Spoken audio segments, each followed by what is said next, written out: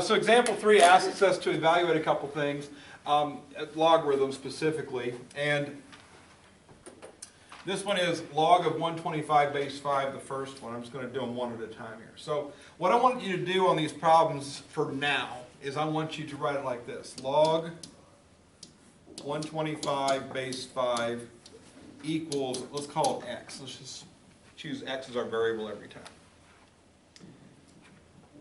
Unless they've already introduced x in the problem, then use a different letter at that point. But for now, we'll just, everything's going to be equal to x. All right? And I want to modify this into exponential form. So going from logarithmic to exponential form, we recall from yesterday that we take this base, raise it to that power to equal this number, right? So it's going to be 5 to the x power equals 125. So I want to make an exponential function out of this thing. And yesterday we learned exponential functions, if we can make both bases the same number, then we can have the powers equal to each other. Well, 5 times 5 times 5 is 125, right? So now we have 5 to the x power equals 5 to the third power, which leads us to x equal to 3. Since the bases match, the powers match. So that's the basic idea on these problems. Every problem in your homework that looks like this is going to have that theory to it. We're going to rewrite it as an exponential structure. We'll get both bases to be the same number, set the powers equal to each other, and then if it's x equals, we're done. If it's anything, if it's like 3x equals, divide everything by 3, whatever. So that's how those work. So I look at example 2 here, or part 2 of example 3, log of 16 base 1/4.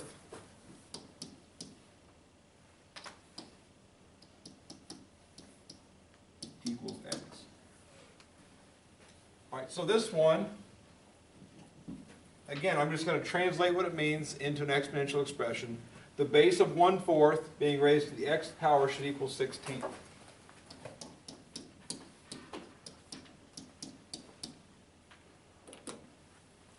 Now this one we're going to call a little bit more advanced. It's more challenging because of the fraction. But just right off the top of my head, I know that 4 is 2 squared, right? And 16 is 2 times 2 times 2 times 2, so it's 2 to the 4th. So I can get both of these to be about 2, right? So let's start there. So I'm going to say this is 1 over 2 squared to the x power, and this is 2 to the 4th power.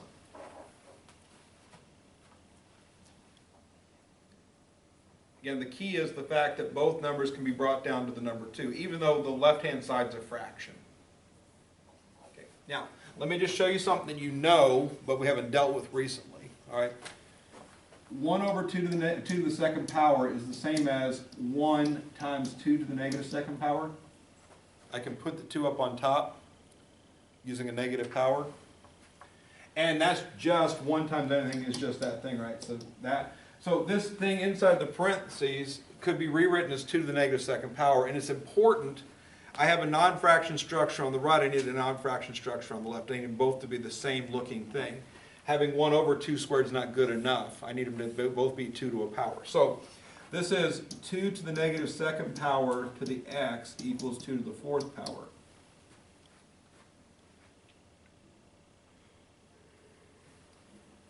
And then just like yesterday when we saw those exponential functions, when we have a power structure to another power, we're going to multiply those powers together. So 2 to the negative 2x is equal to positive, or 2 to the positive 4th power.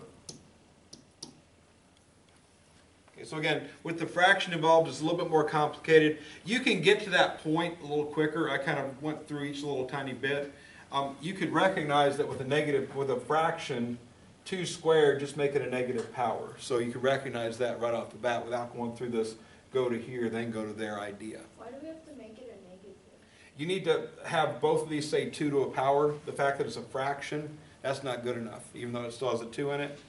So the negative power creates the non-fraction structure that we need to be able to do the problem.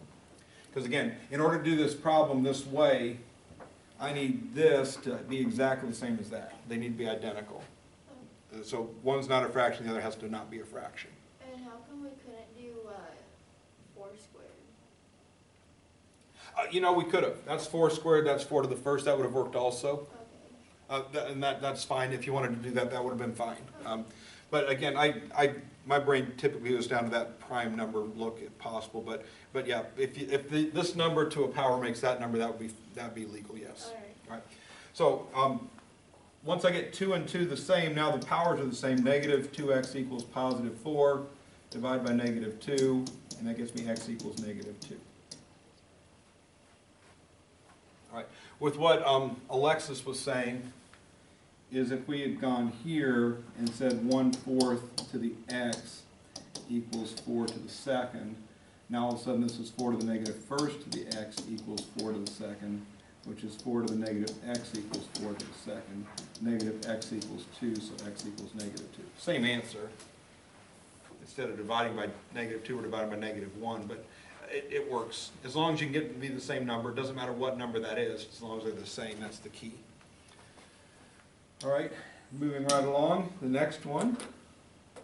Go back to normal size, so this stuff down below is going to be gone. You guys saw what it said though, right? I can bring it back to that smaller screen in a minute. The next one's log of 0 base 3.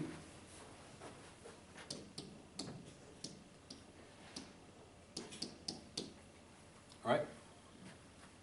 So if I rewrite this into an exponential function, I'm going to get 3 to the x power equals 0.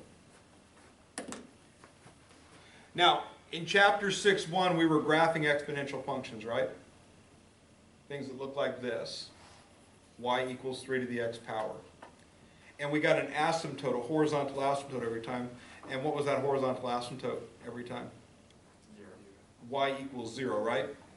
And that was the boundary. It couldn't touch 0. It couldn't equal 0. It had to stay above 0.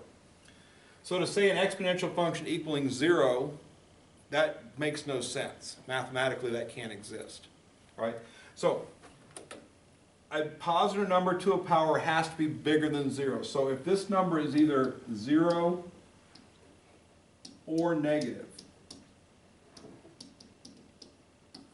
if that number there is 0 or negative, now notice we can get negative answers. See, negative 2x equals 4. That's fine. Negative answers are fine. But this number here cannot be negative. This number here cannot be 0. We're taking something to a power. It has to equal a positive number. So if this happens to be 0 or negative, this is going to be the empty set. There's no possible solution to that problem. 3 to the x power has to be a positive number.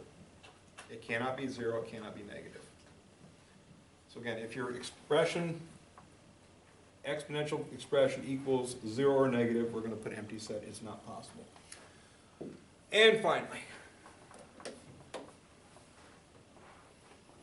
log of 2 to the 8th base 2.